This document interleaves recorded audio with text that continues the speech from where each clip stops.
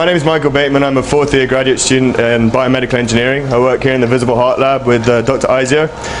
I work mainly with translational research of cardiac devices. This is an isolated swine heart. I work predominantly with isolated human hearts that we get from organ donors. So those hearts are not deemed viable for transplant, so we take those hearts and we do research on them. The idea is to replicate the physiological conditions that the heart will be in the body. So the heart is able to beat with its own intrinsic conduction system, so it's beating by itself without a pacemaker, and we're able to do research on the heart whilst it's beating.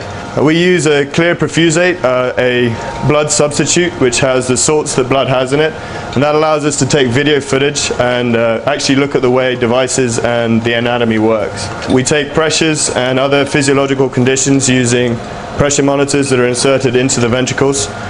And we're constantly taking an ECG as well that gives us the electrical recording of the heart. Right.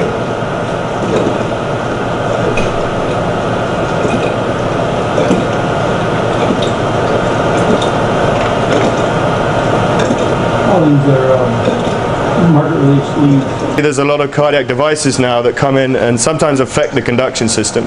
So we're interested in looking at how those devices actually interact with the heart and how they affect the conduction system. We'll do one heart a day to study, so the heart will last 4 to 5 hours. We're able to do a number of different studies on one heart.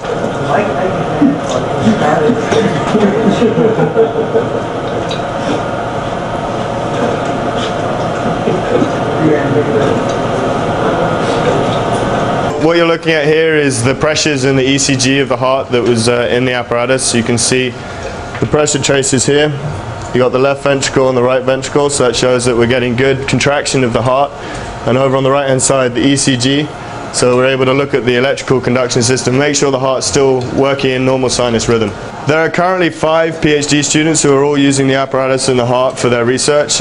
We have, I think, 3 professional PhD students who are members of the university but also have full-time jobs. So there's up to 8 people who come now and make use of this apparatus.